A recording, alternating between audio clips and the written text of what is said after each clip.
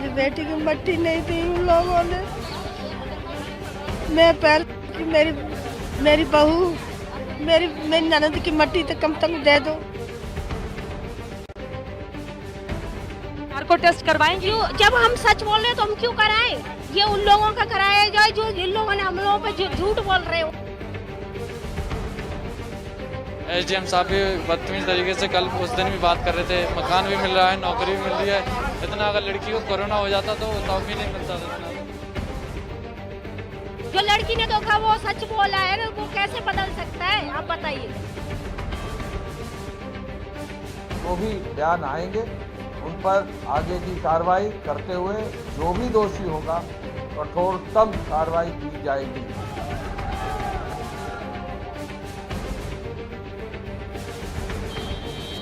क्या अपराधी को सजा दिलवाने के लिए हाथरस जाना पाप है?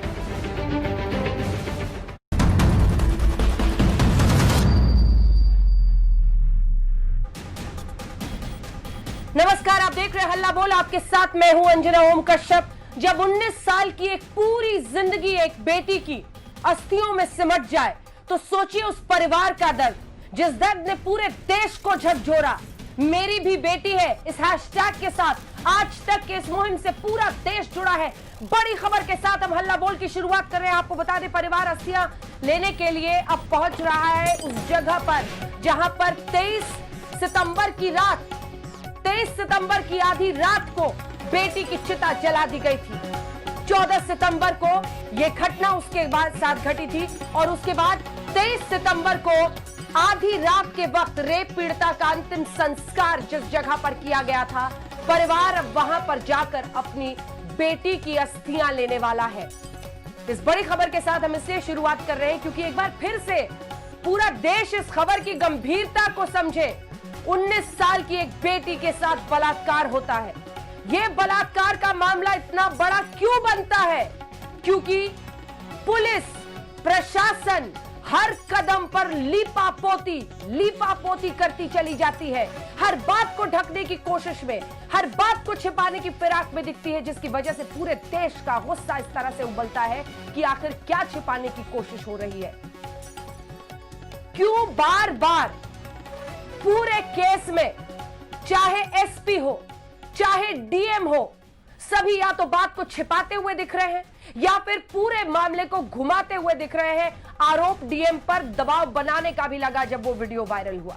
हम आपको 4 तस्वीरें दिखाते हैं उस सियासी घमासान की भी जो आज वहां पर देखने को मिली है, क्योंकि कांग्रेस की तरफ से एक बड़ी कोशिश हुई कि इस पूरे मामले का सियासी फायदा भी उठाया जाए।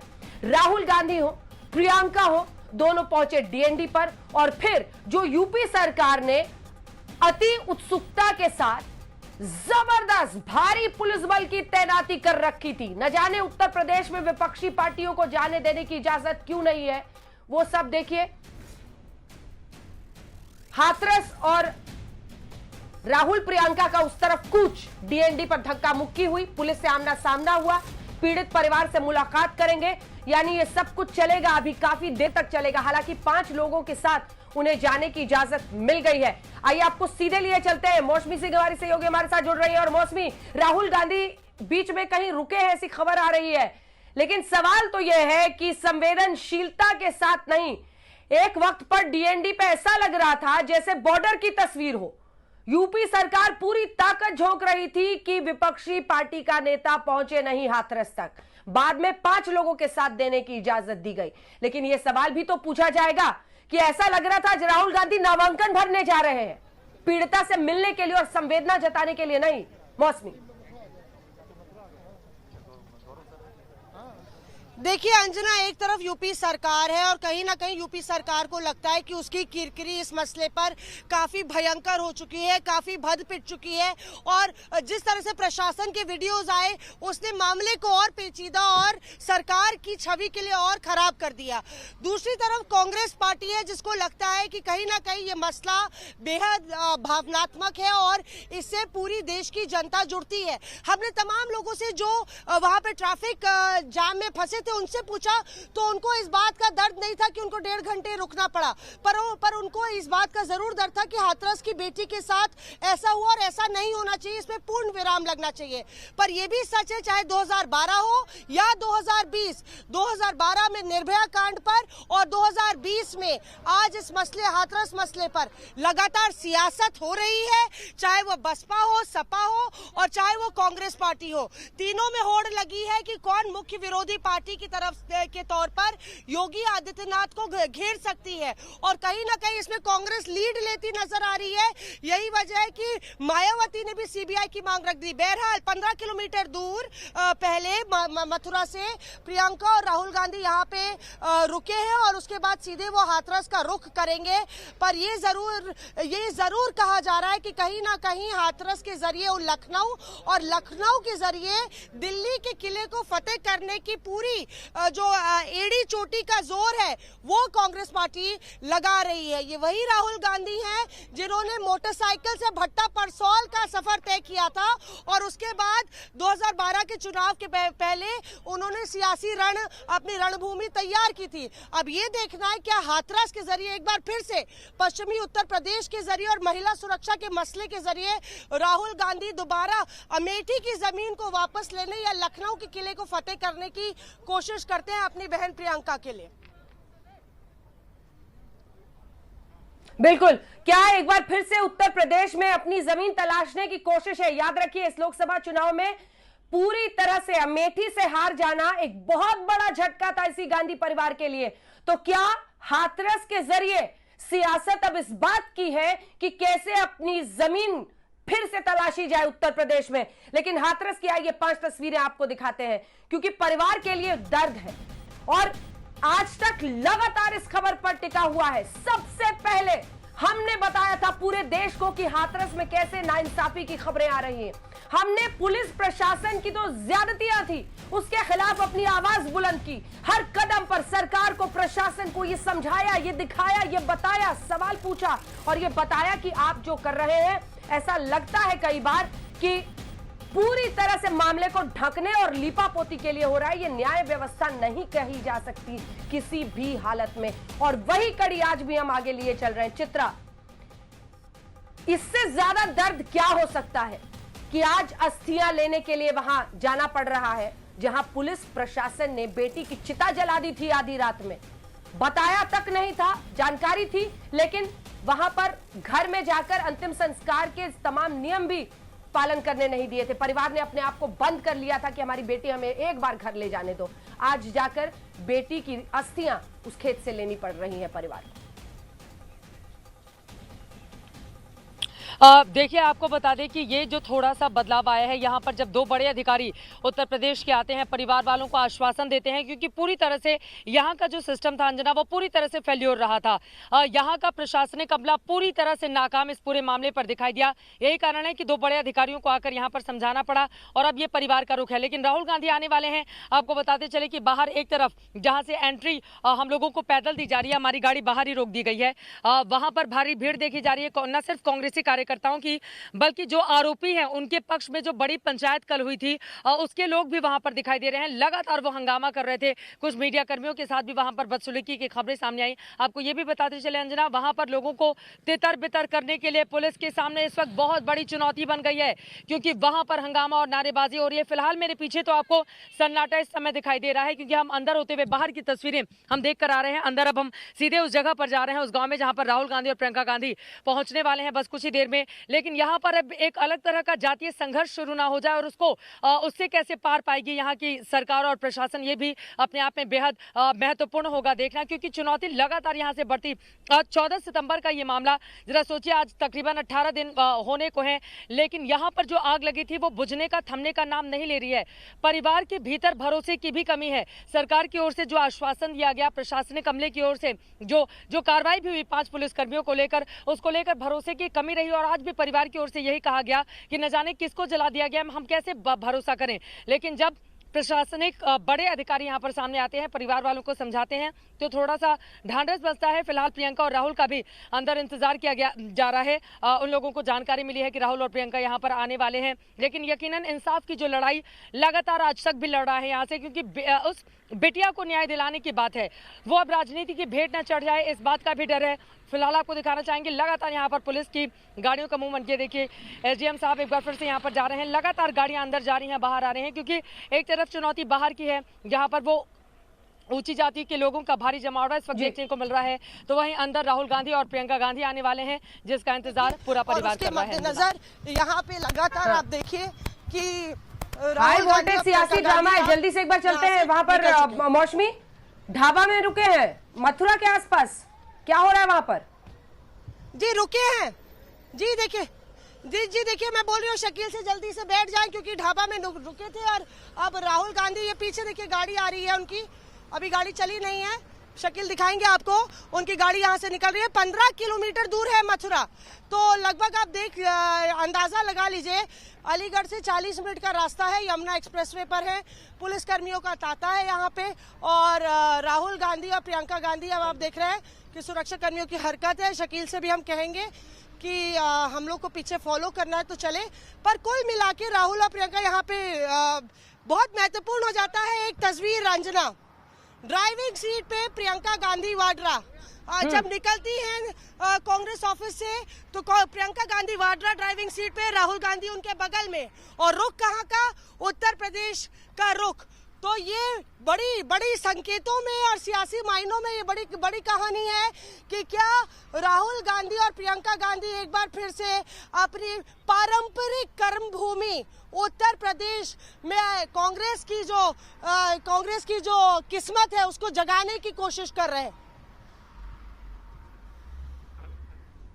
ठीक है, आप बने रहिए मौसमी हमारे साथ, जैसे ही कोई भी हलचल या तस्वीर हो जरूर बताइएगा। बहुत करीब पहुंचने वाले हैं, बीच में एक ब्रेक लिया और यहां से अब आगे बढ़ रहे हैं। हाथरस में पीड़ित परिवार से मिलेंगे, वो तस्वीरें भी हम फुल स्क्रीन आपको दिखा रहे हैं, जहां पर पीड़िता का परिवार अब उनकी अस्थियां लेने के लिए पहुंचा है। हमारे साथ कई खास मेहमान जुड़ रहे हैं। सुनील भराला साहब जो कि मिनिस्टर ऑफ स्टेट है, labour welfare council, government of Uttar Pradesh. Surya Kumar Shukla ji, पूर्व डीजी उत्तर प्रदेश सरकार के। अखिलेश प्रताप सिंह जी हमारे साथ जुड़ गए। सुनील भराला साहब, इतना न छिपाते तो इतनी लोगों को उत्सुकता भी ना होती। हर कदम पर आपकी पुलिस, आपके प्रशासन ने जिस तरह से मामले की लीपापोती की, आज सवाल ये पूछा जा रहा है कि बिना क्या सरकार के गो अहेड के ये सब कर रहे थे? आज आप दर्द सोचिए उस परिवार का, अंतिम संस्कार तक, हल्दी तक मां नहीं लगा पाई, और वहां पर जाकर उस बच्ची की अस्थियां आज उनको उस खेत से उठानी पड़ रही हैं, परिवार को चुनना पड़ रहा है। भराला साहब। अंजना जी, आप इससे कल्पना कीजिए और उस दर्द की भी कल्पना कीजिए, उस पीड़ा को भी कल्पना कीजिए। उस दर्द को महसूस आप कर रही होंगी कि हमारे उत्तर प्रदेश के मुख्यमंत्री श्री आदित्यनाथ योगी जी ने कल ट्विटर पे कहा है, आपने उसको तत्काल ब्रेकिंग में लिया भी था, और उन्होंने ये कहा कि उस जो बलात्कारी हैं, जो दुराचारी हैं, षड्यंत्रकारी हैं, उनका जो समूल नाश निश्चित है। और देश के अंदर उसका एक उदाहरण बनेगा और देश में मिसाल दी जाएगी, देश में मिसाल दी जाएगी। तो आप थोड़ा सा धैर्य और संयम के साथ, हम बिल्कुल आपकी पीड़ा और आपका दर्द जितना है हमारे अंदर भी उससे कई गुना दर्द है। हमारे माननीय मुख्यमंत्री जी को बहुत ज्यादा दर्द है, गुस्सा है उनके अंदर भी इस बात को लेकर के जिस प्रकार से ये घटना घटित हुई है। और उसके साथ ही उन्होंने SIT की कमेटी को गठित किया, तत्काल एजेंसी भेजी गई, वहां काम कर रही है। उसके साथ में DGP और प्रमुख सचिव गृह दोनों अधिकारियों को भेजा गया। सर आपको टोक रही हूं, एक सेकंड सर, एक सेकंड। मुख्यमंत्री जी ने ट्वीट किया, इसमें कोई दो राय नहीं है, लेकिन पुलिस और प्रशासन आपकी नाक के नीचे ये सब कुछ करता रहा। क्या किसी को सरकार में खबर ही नहीं थी कि आधी रात में उसकी बॉडी जलाई जा रही है, परिवार को अंतिम संस्कार करने का वक्त नहीं दिया जा रहा है? आप डीएम के खिलाफ कार्रवाई नहीं कर रहे, डीएम का वीडियो वायरल हो रहा है, पुलिस अधिकारी कह रहे हैं कि सिर्फ पुलिस वालों को टारगेट करते हैं, जबकि फैसला डीएम ले रहा था। तो डीएम पर ऐसी मेहरबानी क्यों है? इसकी वजह पूछी जाएगी ना सरकार से। और ये जो नार्को टेस्ट हो रहा है, नार्को टेस्ट में क्या लीपापोती का भी टेस्ट आ जाता है, उसका भी रिजल्ट आ जाता है क्या सर? नहीं, ये बिल्कुल सही बात है कि आधी रात के बाद परिवार को कॉन्फिडेंस में लिए बगैर नहीं करना चाहिए था, परंतु जिलाधिकारी ने जो उसका उल्लेख किया है कि परिवार से वार्ता हुई है, परिवार के लोग नहीं पहुंचे, उनके परिवार के पहुंचे, यानी कि माता पिता नहीं तो उनके परिवार के और अन्य लोग पहुंचे, ये बातें तो आई हैं। और जब ये सब चीजें बात आई है तभी इस पर घटना पर एक्शन हुआ। एसपी को सस्पेंड किया गया, डीएसपी को सस्पेंड किया माननीय मुख्यमंत्री जी ने। उसके साथ में वो सारी चीजें करते हुए उन्होंने एक एक बात को उसको संज्ञान लिया नीचे भी, और उन्होंने सब कार्रवाई करने के लिए ये इस प्रकार से कहा कि ये कार्रवाई होगी, कार्रवाई को कोई रोक नहीं सकता किसी प्रकार से। आप बिल्कुल इस बात से संतोष करिए, और 7 दिन का समय पूरी जांच को लेकर के जो इस समय है वो जांच आएगी और उस पर बहुत बड़ी कार्रवाई होगी, कोई रोक नहीं। जो जिस प्रकार की राजनीति का एक षड्यंत्र चल रहा है, मैं कह रहा हूं कि वो उस बच्ची के साथ, उस बिटिया के साथ भारतीय जनता पार्टी, पूरे देश और माननीय मुख्यमंत्री, सारी सरकार उस पीड़ा के साथ है, उसमें कोई संदेह नहीं कि उसके साथ नहीं है। हम निश्चित रूप से कह रहे हैं कि उस पर न्याय होगा, उसका न्याय मिल रहा है, उसको पूरे परिवार की हर सारी चिंता उत्तर प्रदेश के हमारे यशस्वी मुख्यमंत्री कर रहे हैं। ठीक है, अखिलेश प्रताप जी वो कह रहे हैं कि कार्रवाई हो रही है, सख्त से सख्त कार्रवाई होगी, वो खुद ही मान रहे हैं, कह रहे हैं पुलिस ने ये सब कुछ किया है। मेरा सवाल आपसे ये है कि इस पर पॉलिटिक्स करने के बजाय, क्योंकि राहुल गांधी जब इतनी जनता के साथ जा रहे थे तो ऐसा लग रहा था नामांकन भरने के लिए जा रहे हैं। सवाल यह है कि क्या यूपी में अपनी खोई हुई जमीन तलाशने के लिए आप लोग पॉलिटिक्स कर रहे हैं, या वाकई संवेदना जताकर एक कोशिश की शुरुआत करना चाहते हैं कि इस देश में सख्ती से रेप के खिलाफ तमाम पार्टियां एकजुट हों, एक साथ आवाज हो, बेटी की आवाज में आवाज सबकी मिले। पॉलिटिक्स ज्यादा लग रहा था सर जब इतनी बड़ी भीड़ वहां पर उतर आई थी। आपको अपना चश्मा उतारना पड़ेगा, क्योंकि हम जमीन तलाशने नहीं जा रहे थे, हम बीजेपी की उत्तर प्रदेश की सरकार की जमीर तलाशने जा रहे थे। जमीर, और वही जमीर आप लोग भी 4 दिन से वही तलाश रहे हैं। आप लोगों पे भी लाठियां धक्का मुक्की हो रही थी, राहुल गांधी पे भी 3 दिन से हो रही थी। क्यों छुपाया जा रहा था सारी चीजें, क्यों पर्दादारी थी? कोई घटना हो जाए, उस घटना के बाद सरकार यदि निष्पक्ष और पारदर्शी कार्रवाइयां करती दिखे तो हमें आपत्ति होगी, ना आपको आपत्ति होगी, ना पीड़ित परिवार को आपत्ति होगी। लेकिन यहां सबको आपत्ति थी। सिर्फ आपत्ति नहीं थी तो सरकार को नहीं थी, पीड़ित परिवार को आपत्ति थी, कांग्रेस पार्टी विपक्ष को आपत्ति थी, मीडिया को आपत्ति थी। क्यों थी? क्योंकि यह सरकार निष्पक्ष भूमिका नहीं निभा रही थी, और यह हर किसी को दिख रहा था, वीडियो पे भी दिख रहा था, ऑडियो पे भी दिख रहा था, कोई चीज छुपी नहीं थी। अगर यही भूमिका निष्पक्ष निभाते तो हमें आपको इस तरह से आवाज उठाने की आवश्यकता नहीं पड़ती। लेकिन ये भूल रहे हैं बीजेपी के लोग। ईस्ट इंडिया कंपनी नहीं रोक पाई थी Congress party. East India company part 2 क्या रोकेगी? सुबह राहुल गांधी ने कह दिया था कि उस पीड़ित परिवार के दर्द दुख बांटने से दुनिया की कोई ताकत हमको रोक नहीं पाएगी। और गए ना राहुल गांधी, और आप लोग भी गए, आप लोग भी डटे रहे। क्यों? कि उस पीड़ित परिवार को न्याय मिले, और न्याय अगर ये सरकार देती रहती तो हमें सर इसलिए डटे रहे ना, रिपोर्टर और कैमरामैन डटा रहा। सर रिपोर्टर, एक सेकंड, ठीक है अखिलेश जी, रिपोर्टर और कैमरामैन डटा रहा।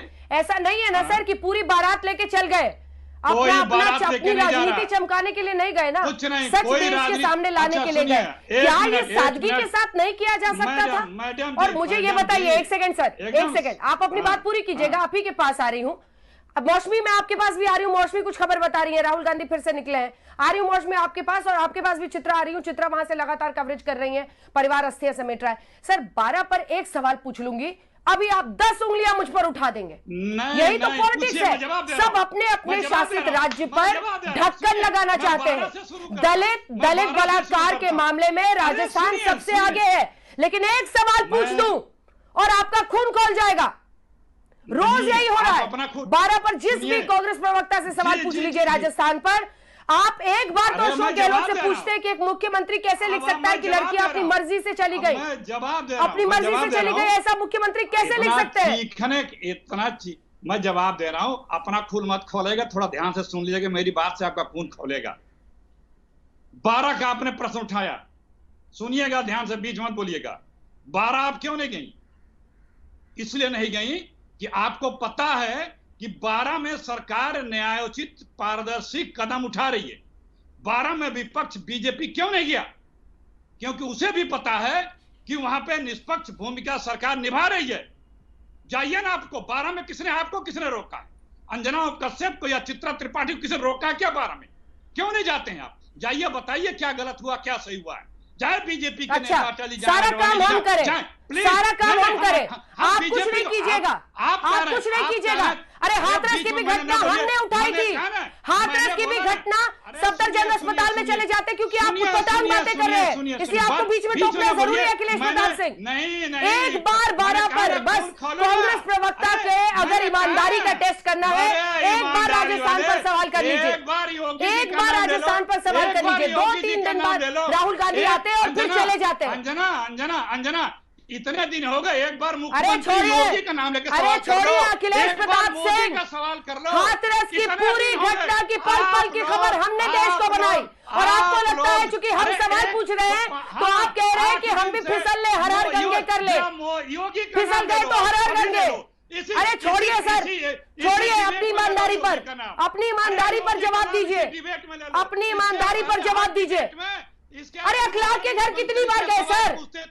अखलाक के घर कितनी बार गए अखिलेश प्रताप सिंह? आप चुप हो जाए। अखलाक के घर कितनी बार गए? चुप हो जाए। बोलूंगी बीच में, आपके बीच में भी बोलूंगी, बीजेपी प्रवक्ता के भी बीच में बोलूंगी, माफी के साथ बोलूंगी, लेकिन बोलूंगी। हर बात पर मीडिया ने ये नहीं किया, मीडिया कांग्रेस ऑफिस से लिखकर जब काम करे तो बड़ा अच्छा। आप वहां जाइए, आप नहीं बताएंगे। हमने हाथरस की खबर उठाई और जब आपको लगा कि देश में इस पर आवाज लोगों की बुलंद हो रही है तो आप पहुंच गए सियासी रोटी चमकाने। आप चुप। अब आप जवाब दीजिए ना। अशोक गहलोत पर आपका खून नहीं खोलता। किसी बेटी के बारे में वो कैसे लिख सकते हैं रेप के आरोप के बाद कि वो अपनी मर्जी से गई थी? क्यों लिखा उन्होंने? आप इसका जवाब दे दीजिए अशोक गहलोत का, मैं मान जाऊंगी आपकी ईमानदारी। जी, अशोक गहलोत ने आपको आमंत्रित किया है मीडिया को और बीजेपी, जाइए। किसने रोका है? क्यों नहीं जाते? उनके आमंत्रण की बात नहीं है, मेरे सवाल का जवाब दीजिए। जाकर ढूंढूंगा। आप फिर भाग रहे हैं, आप फिर भाग रहे हैं मेरे सवाल से। आप नहीं तय करेंगे कि हम कहाँ जाएंगे। अरे वाह, मुख्यमंत्री ने क्यों लिखा लड़कियां अपनी मर्जी से चली गई थी? क्यों लिखा ये? अरे तो हाथरस भी क्यों लिखा? हाथरस जाएंगे क्योंकि हम आपकी तरह नहीं डरते हैं, क्योंकि आपको अपराध के घर जाने में डर लगता होगा, आपको बलरामपुर जाने में डर लगता होगा, आपको आजमगढ़ जाने में डर लगता होगा। हमें नहीं लगता है, हम हर जगह की खबर वहां तो जरूर पहुंचते हैं। और इसीलिए अशोक गहलोत पर सवाल पूछती हूँ, योगी जी ने क्यों लगा सवाल कि लड़कियां अपनी मर्जी से गई थी? योगी जी का नाम क्या ये आपकी संवेदनशीलता से मैच खाता है? बताइए अखिलेश जी, मैं भी आपको जानती हूँ। अखिलेश जी, मैं भी आपको जानती हूँ, आपको भी बुरा लग रहा होगा, लेकिन आप बोल नहीं पाइएगा। मैं भी आपको जानती हूँ, आप भी संवेदनशील व्यक्ति हैं। आप कभी नहीं मानेंगे कि गहलोत साहब ने सही लिखा। मुख्यमंत्री क्या बेटी के बारे में लिख सकता है रेप के बाद कि वो अपनी मर्जी से गई थी? यदि आपने साहस हो तो यूपी के मुख्यमंत्री का नाम लेके फोटो लगा के सवाल कर। आपकी आवाज भी देखिए कट रही है, आवाज भी साफ से नहीं आ रही है। जैसे आप अशोक गहलोत का नाम दे रही हैं, आप योगी का नाम लेकर के, मोदी का नाम लेके फोटो लगा के 12 की रिपोर्ट हमने आज तक कई बार दिखाई है और ये अखिलेश प्रताप सिंह के कहने पर नहीं दिखाई है। मोदी का फोटो अखिलेश प्रताप सिंह के कहने पर नहीं दिखाई है। हमने अपने बलबूते 12 की खबर दिखाई है, हमने अपने बलबूते हाथरस की खबर दिखाई है, हमने अपनी तरफ से हर सच्चाई देश के सामने रखी है। हमारे तमाम रिपोर्टर्स लगातार वहां पर बने हुए हैं। यहाँ पर 2 दिन चमकाने के लिए राजनीति नहीं पहुंचते, याद रखिएगा। जिस मीडिया पर 10 उंगलियां आप उठाते रहते हैं रोज बैठकर, जरा समझिएगा उसी मीडिया की वजह से, उसी आज तक की वजह से हाथरस की खबर पर आज पूरा देश एक आवाज में बोल रहा है। अखिलेश प्रताप सिंह, हिम्मत नहीं है आप में कि आप गहलोत पर मुझे एक जवाब दे दें। अपनी मर्जी से बेटियां गई थी, आप नहीं बताएंगे। देखिए 2 सवाल नहीं पूछा, तू तड़ाक पर आ गया। अपनी भाषा देखिए, ये है एक राष्ट्रीय प्रवक्ता की आवाज कांग्रेस पार्टी की। आप तू तड़ाक पर मुझसे बात कर रहे हैं, आप कह रहे हैं उस पर बोलो, इस पर बोलो। तुम आपके तू तड़ाक की भाषा महिलाओं के लिए आपका सम्मान दिखाती है। मिस्टर अखिलेश प्रताप सिंह, पॉलिटिक्स चमकाने के लिए कहीं और जाइए। आप चाहते हैं, आप जो चाहते हैं वो है, बन गई सर, बन गई। आप कांग्रेस की सरकार बन गई, अब कांग्रेस की सरकार बन गई वहां पर। बहुत अच्छा, और भी अपशब्दों का इस्तेमाल कीजिए। अभी तो आप तू तड़ाक पे ही आए हैं, अभी तो आप तू तड़ाक के ही पल पे आए हैं, क्योंकि यूपी के मुख्यमंत्री योगी आदित्यनाथ जब ट्विटर पर आए तो उन्होंने एसआईटी के गठन का ऐलान किया। उन्होंने ये बताया कि वो जो भी आरोपी है, दोषी है, उसको सजा देंगे, माफ नहीं करेंगे। और आपके मुख्यमंत्री ने बताया कि लड़कियां अपनी मर्जी से गई थी। तनुश्री पांडे को दिखाइए, चलिए कहां, ये भाषा रखिएगा किसी पान की दुकान के लिए, मेरे साथ इस भाषा में कभी बात मत कीजिएगा। चलिए, और तू तड़ाक पे मत उतरिए। आप राष्ट्रीय प्रवक्ता है कांग्रेस पार्टी के, कम से कम सम्मान से बात कीजिए। मैं आपसे सवाल पूछ रही हूं तो गहलोत पर आपके पास जवाब नहीं है। दिखाइए हमारे तमाम रिपोर्टर्स को जो लगातार वहां पर डटे हुए हैं, जो अपनी पॉलिटिक्स चमकाने या 2 दिन चेहरा दिखाने के लिए नहीं पहुंचते हैं। तनुश्री पांडे, आपके पास आते हुए, परिवार एक तरफ अस्थियां बटोरने आ रहा है आज आखिरकार, क्योंकि वहां पर अब सरकार को भी एहसास हुआ और वरिष्ठ अधिकारियों को वहां पर भेजा गया। अब वहां पर अस्थियां बटोरने के लिए परिवार गया है। वो माने हैं, आज सुबह तक कह रहे थे कि हमें तो ये भी नहीं पता कि किसे जलाया, हमारी बेटी को, किसी और को, हल्दी तक हम अपनी बेटी को नहीं लगा पाए, अंतिम संस्कार के रस्म नहीं कर पाए। लेकिन आज की हाथरस की सच्चाई क्या है? क्या सिर्फ पुलिस अधिकारियों के खिलाफ कदम उठा लेना काफी है? ए, बी, पॉलिटिक्स तो अभी और चमकाई जाएगी। राहुल गांधी, प्रियंका वहां पर पहुंचने वाले हैं। तीसरी तरफ डीएम को लेकर परिवार का गुस्सा साफ दिख रहा है और उस पर सरकार चुप्पी साधे है। तनुश्री। बिल्कुल अंजना, सबसे पहली बात, एक बहुत जरूरी बात यहाँ पे ये है कि जो विक्टिम के डायरेक्ट फैमिली है, जैसे कि उनके माता, उनके पिता, उनके 2 भाई और भाभी, जो पहले दिन से डटे हुए हैं अपने स्टेटमेंट में, उनमें से कोई भी अस्थि कलेक्ट करने नहीं गया था। एक जो डिस्टेंट रिलेटिव है, जो डिस्टेंट कजन है, वो अस्थि उठाने गए थे। मैंने उनसे पूछा भी कि फैमिली, जो डायरेक्ट फैमिली है, वो उनमें से कोई अस्थि क्यों नहीं उठाने आया। मैंने पिताजी से भी अभी पूछा कि आप क्यों नहीं गए, तो उन्होंने कहा कि हम मानते ही नहीं है कि हमारी बेटी की बॉडी जो थी उसको वहां जलाया गया है। हम मानते हैं कि वो कोई और है। ठीक है, हमने एक कजन को, एक जो दूसरे उनके भाई थे, उनको हमने भेज दिया कि चलो जिसकी भी हो, एटलीस्ट जो बचा हुआ जो उनका जो अस्थियां हैं उनको उठा लाते हैं ताकि कुछ हमारे पास बचा रहे फ्यूचर के लिए, प्रूफ के तौर पे। बट हम इसलिए नहीं गए क्योंकि हम मानते ही नहीं है कि वो अस्थि हमारी बेटी की अस्थि है। ये सबसे पहली जरूरी बात। तो फैमिली का कोई सदस्य, डायरेक्ट फैमिली का कोई सदस्य अस्थि उठाने नहीं गया था अंजना, पहली बात। दूसरी बात, आज 2 आला अधिकारी भी पहुंचे, पर 2 आला अधिकारी के आश्वासन देने के बाद भी फैमिली इस बात पे डटी हुई है कि हमको ज्यादा होप्स नहीं है। हमने उनको सबसे पहले बोला है कि आप डीएम के खिलाफ एक्शन क्यों नहीं लेते। डीएम को हमने खुद अपनी आंखों से देखा है अक्यूज्ड फैमिली से मिलते हुए, उनके और बोलते हुए कि आप डरिए मत, हम आपके बेटों को बचाएंगे। डीएम हमें लगातार आके धमका रहा है, आप डीएम के खिलाफ पहले कोई एक्शन क्यों नहीं लेते। और जब नहीं ले रहे हैं तो हमें कैसे आश्वासन होगा। आपने हमारी बेटी की एक बार, हमें आखिरी बार चेहरा तक नहीं देखने दिया और आप हमें आश्वासन दे रहे हैं।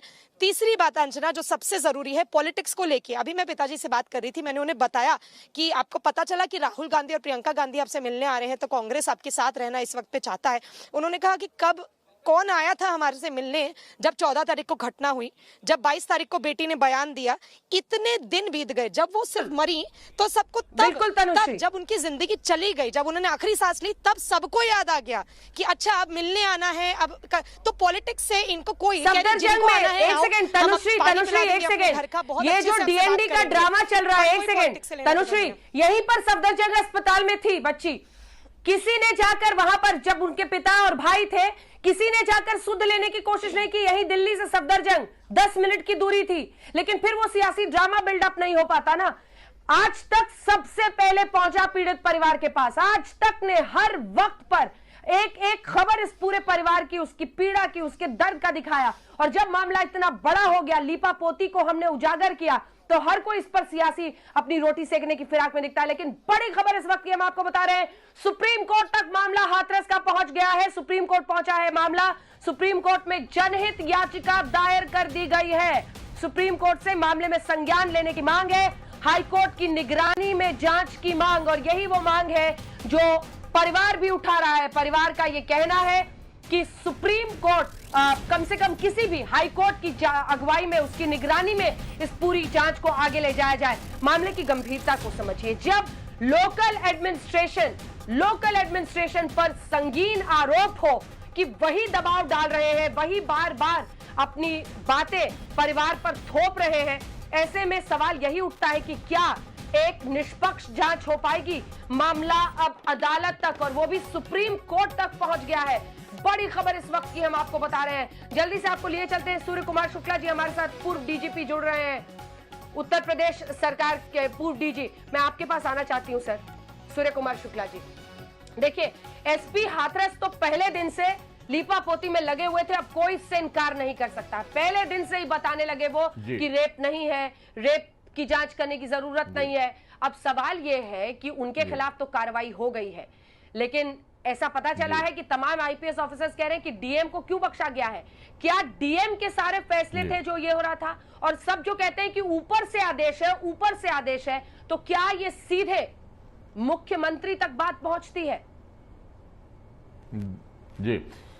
जी अंजना जी, मैं पहले तो सबसे पहले आपको बधाई देना चाहता हूं कि इस महत्वपूर्ण संवेदनशील मामले को आपने इस प्रकार से उठाया कि उसकी वजह से पूरे राजनैतिक सामाजिक परिदृश्य में ये बात जबरदस्त रूप से उभर कर आई। और उसके बाद मैं निवेदन करूंगा अपने सभी साथियों से कि इसको राजनैतिक चश्मे से या पार्टी के या जाति के चश्मे से देखने के बजाय ये शुद्ध अपराध का मामला है और इन अपराधियों को कठोर दंड समय से मिल जाए, ये हम लोगों का सबका लक्ष्य होना चाहिए। जो गलती पुलिस वालों ने की या जो मजिस्ट्रेट ने की, उसके लिए देखिए जांच कमेटी बन गई है और मुझे पूरा भरोसा है कि वो लोग निष्पक्ष न्याय करेंगे। और मेरा ये विश्वास भी है, अनुरोध भी है कि इस पर कोई फर्क नहीं किया जाना चाहिए कि पुलिस के अधिकारी हैं कि मजिस्ट्रेट हैं, जो भी उसके लिए जिम्मेदार हैं वो उसके लिए एसआईटी की जल्दी से रिपोर्ट मंगा के उचित कार्रवाई कर देना चाहिए। लेकिन उससे भी जरूरी प्रश्न यह है कि आगे इस प्रकार की बार बार घटनाएं न हो, इसके लिए हमें जल्दी से जल्दी अपने जुडिशियल रिफॉर्म, अपने पुलिस रिफॉर्म लागू कर लेने चाहिए। और ये भी करना चाहिए कि ये जो मुलजिम है इनको 3 महीने के अंदर फास्ट ट्रैक कोर्ट लगा के कैसे फांसी की सजा दी जाए। जी एक सवाल है। जी एक सवाल है सर, वो सवाल सुनिए जरा। ये सवाल बहुत जरूरी है, ध्यान से सुनिएगा मेरा सवाल। पॉलिटिक्स होती रहेगी, जी। उनको योगी सरकार के खिलाफ मुहिम छेड़नी है, वो छेड़ेंगे। योगी सरकार को अपना चेहरा चमकाते रहना है, वो अपनी तरफ से कोशिश करेंगे। लेकिन किस हद तक इस सरकारी महकमे की जिम्मेदारी होती है? एक पुलिस अधिकारी मामले की गंभीरता नहीं समझता, उसे नहीं पता है कि किस तरह से ऐसे केस में रेप के खिलाफ जो अब नए कानून है वो किस हद तक सख्त है, इसकी जानकारी उसे नहीं है। डाइंग डिक्लेरेशन है जो कि एडमिसिबल एविडेंस माना जाता है कोर्ट में। एक विक्टिम अपने आखिरी बयान में ये कहती है कि उसके साथ रेप हुआ है, उसकी गंभीरता को नजरअंदाज करते हुए वो मेडिकल रिपोर्ट, ये मेडिकल रिपोर्ट, वो मेडिकल रिपोर्ट कह रहे हैं। अब प्रमाण के तौर पर कुछ भी नहीं, अगर पीड़िता ने कह दिया और उसके बाद से कुछ भी वहां पर चोट के निशान मिलते हैं, वो काफी है। बार बार ये जो पूरी कायनात जुट गई है कहने में कि बलात्कार नहीं हुआ है, बलात्कार नहीं हुआ है, इस महकमे का कैसे बदलाव होगा? ये पुलिस, ये डीएम, ये सब कब बदलेंगे? इनकी सोच, इनकी मानसिकता कैसे बदलेगी? और अगर नहीं बदलेगी तो न्याय व्यवस्था कैसे कायम होगा? जब ये चमकाने में लगेंगे कि हमारे राज्य में तो राम राज्य है, हमारे राज्य में तो रेप और ऐसी घटनाएं होती ही नहीं है, जब तक आप छिपाइएगा, आज तक का कैमरा आपका पीछा करेगा और हर सच्चाई दिखाएगा। ये एसपी, ये डीएम, ये सब जो ऊपर वाले आदेश पर ये काम करते हैं, ये कैसे रुकेगा? अंजना जी, ये तो बहुत स्पष्ट है। देखिए, पुलिस सुधार आयोग ने ये कहा था कि हर जिले में हम एक पुलिस कंप्लेंट अथॉरिटी बना दें और पुलिस के अपनी जांच प्रक्रिया में कोई गलती करे, गड़बड़ी करे तो उसको जिला लेवल पर ही सुधार लिया जाए। अभी तक वो रिपोर्ट नहीं लागू हुई है और जिस दिन वो रिपोर्ट लागू हो जाएगी, ये थाना लेवल का, सीओ लेवल का जो प्रॉब्लम है इस प्रकार गलती कर देने का, गड़बड़ी कर देने का जिला लेवल पर, वो ठीक हो जाएगा। मैं याद दिलाना चाहता हूं, एक बार बंगलौर में ये प्रयोग रामकृष्ण हेगड़े जी ने किया था कि बड़े वरिष्ठ अधिकारियों को, पुलिस के भी और प्रशासन के भी जिला लेवल पर बैठाया था कि लोगों को साथ संवेदनशीलता से बात सुन करके उनकी समाधान करिए, और उससे काफी राहत मिली थी। मैं चाहूंगा बिना पार्टी लाइन के किसी की बात किए कि संवेदनशीलता छोड़िए। आपको पता है, अपने दर्शकों को भी मैं बार बार जो बात दोहरा रही हूं, मैं एक बार फिर से अपने दर्शकों को बताऊं, एसपी हाथरस का जो पहली बातचीत आई थी, जब पहले दिन मैं बुलेटिन कर रही थी और हमने 7 बजे शाम से यह खबर पूरी सामने रखी थी देश के सामने, एसपी ने कहा था गर्दन में हल्की सी चोट लगी है, हल्की सी चोट बताया था इसे। जिस चोट की वजह से बच्ची की जान चली गई, उसको वो हल्की चोट कह के बता रहे थे और टाल रहे थे। यह तो उनकी संवेदनशीलता और गंभीरता थी। हर मामले की लीपापोती, हर मामले की लीपापोती, इसकी इजाजत नहीं हो सकती ऐसे अधिकारियों के खिलाफ जब तक कोर्ट की सख्ती नहीं होगी, जब तक कोर्ट खुद से संज्ञान नहीं लेंगे, ऐसे अधिकारियों में बदलाव नहीं आएगा। ये आपको सीधे चित्रा के पास ले चलते हैं। चित्रा, खबर आ रही है, कुछ ही देर में आप वहां पर पहुंच रहे हैं। राहुल गांधी प्रियंका, तस्वीर दिखाइए, बताइए क्या अपडेट है। देखिए यहाँ पर अंजना, भीड़ काफी ज्यादा बढ़ चुकी है। राहुल गांधी, प्रियंका गांधी का इंतजार किया जा रहा है। वैसे लोकदल के अध्यक्ष जो एक पार्टी है, उसके अध्यक्ष अंदर बैठे हुए हैं, परिवार वालों से मुलाकात कर रहे हैं। वाल्मीकि समाज से भी यहाँ पर कई लोग आए हुए हैं जो लगातार परिवार वालों से बातचीत करके उनके दर्द को साझा करने की कोशिश कर रहे हैं। लेकिन राहुल और प्रियंका गांधी का यहाँ पर इंतजार किया जा रहा है। मुझे लग रहा है कि कुछ ही देर के बाद वो लोग यहाँ पर पहुंचेंगे। परसों बहुत कोशिश की थी जिसमें वो कामयाब नहीं हो पाए, लेकिन आज कम से कम कांग्रेस पार्टी के पूर्व अध्यक्ष को इजाजत के बाद बीच में थोड़ा सा वो रुके भी थे और उसके बाद एक बार फिर से काफी तेज रफ्तार से उनकी जो गाड़ियों का काफिला है वो निकल पड़ा है। बाहर कांग्रेस के कार्यकर्ता भारी तादाद में, यानी कि जहां पर बैरिकेड्स लगाए गए हैं, जहां से जो गाड़ियां अंदर हैं उनको रोका गया है, वहां पर काफी ज्यादा भीड़ कांग्रेस के कार्यकर्ताओं की देखी जा रही है जो राहुल गांधी का इंतजार इस वक्त कर रहे हैं। लेकिन सिर्फ कुछ ही लोगों को भीतर आने की इजाजत दी जाएगी। यहाँ की तस्वीरें मैं चाहूंगी सत्या आपको दिखाएं। आपको बता दें कि यहाँ पर मीडिया का भारी जमावड़ा है या फिर परिवार के कुछ रिश्तेदार आए हुए हैं जो लगातार उनको ढांढस बनाने की कोशिश कर रहे हैं, और साथ ही यहाँ पर कुछ पॉलिटिकल पार्टीज के लोग हैं जो परिवार के साथ उनके दुख और दर्द को साझा करने की कोशिश कर रहे हैं। लेकिन अब इंतजार है राहुल गांधी और प्रियंका गांधी का कि वो जब यहाँ पर आएंगे तो वो परिवार का दर्द किस तरह से साझा करेंगे, इंसाफ की इस लड़ाई में वो किस तरह से आगे बढ़ेंगे, वो कैसे परिवार को मदद करेंगे और इस बात का भरोसा दिलाएंगे कि नहीं, जब तक आखिरी वक्त तक, जब तक ये लड़ाई जारी रहेगी, पूरे परिवार के साथ ये जो पार्टी है कांग्रेस पार्टी वो खड़ी रहेगी। तो मुझे लगता है कुछ देर का और इंतजार, और उसके बाद हालांकि इसको लेकर अलग अलग तरह की बातें बीजेपी की ओर से कहा जा रहा है कि दरअसल अपनी सियासत को चमकाने के लिए राहुल गांधी, प्रियंका गांधी वहां पर पहुंच रहे हैं, लेकिन उसमें वो कामयाब नहीं हो पाएंगे। लेकिन फिलहाल इंतजार इसी बात का है, जब कांग्रेस पार्टी के पूर्व अध्यक्ष यहां पर पहुंचेंगे और परिवार का दुख साझा करेंगे, वो तस्वीरें क्या कहेंगी ये देखना महत्वपूर्ण होगा। अंजना।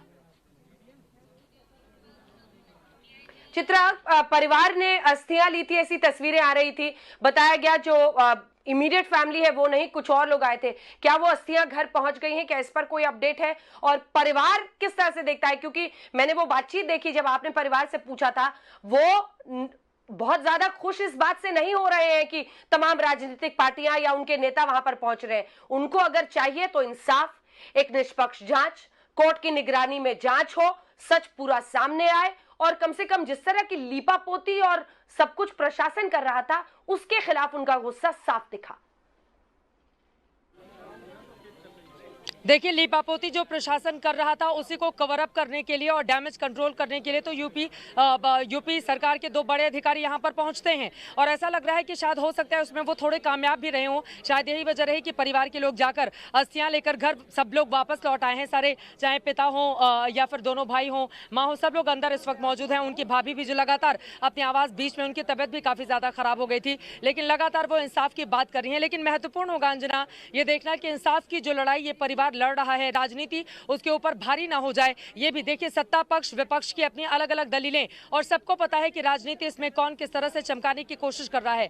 कोई किसी से कम नहीं है, लेकिन ये परिवार बेहद गरीब है, और यकीनन अगर इस परिवार को मजबूती पूरे देश की आवाज ने एक साथ मिलकर दी है तो ये लड़ाई आगे भी जारी रहेगी। और इसी वजह से शायद यूपी सरकार को खुद आगे बढ़कर आना पड़ा, अपने अधिकारियों को भेजना पड़ा। यहाँ पर मंत्री भी पहुंचे हुए थे, स्थानीय सांसद भी यहाँ पर पहुंचे हुए थे। चूंकि ये लोकसभा की सुरक्षित सीट है, स्थानीय सांसद खुद ही से समाज से आते हैं बीजेपी के, तो उन्होंने भी आकर परिवार को ढांढस बंधाने की कोशिश की थी। हालांकि वो लोग तो कामयाब नहीं हो पाए, लेकिन आज का जो जश्न था वो लग रहा है काम आ गया है। लेकिन यहाँ पर परिवार के अंदर एक पशुपेश की स्थिति भी देखने को मिल रही है। उनके भाई को मैं सुन रही थी, उनका ये कहना है कि देखिए ये तो पता नहीं कि वो मेरी ही बहन थी या कोई और, क्योंकि हमने चेहरा नहीं देखा।